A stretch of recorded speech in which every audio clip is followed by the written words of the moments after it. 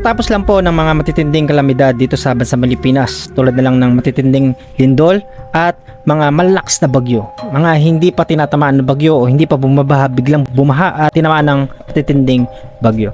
Meron naman pong palapit na bagyong uwan na tatama sa bansang Pilipinas. Halos kalahati po ng bansang Pilipinas ang tatamaan.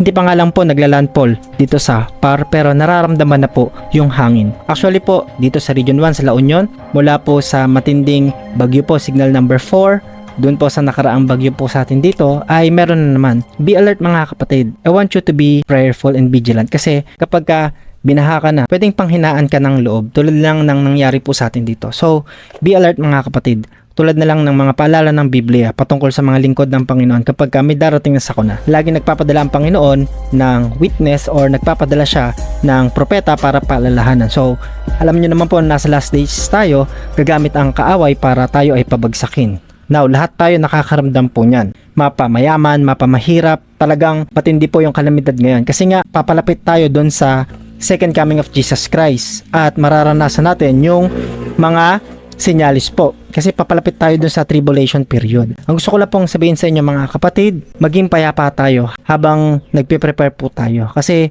pwedeng mangyari po yung hindi natin inaasahan. Gusto ko lang paalala po sa inyo mga kapatid na sa gitna ng kaguluhan, pressure, takot, ay nandyan ang Panginoon. Ang sabi ng Matthew chapter 11 verse 28, "Come to me all of you who are weary and heavy laden, and I will give you rest." Sa panahon ng kaguluhan, may kapayapaan. Peace is not the absence of conflict. Peace comes from the presence of God. Gusto ko po na palalahanan kayo na merong Panginoon na mag-iingat sa atin. God bless mga kapatid, maunawaan natin yung mensahe ng Panginoon bakit nagkakaroon ng ganitong mga kaganapan sa mundo natin.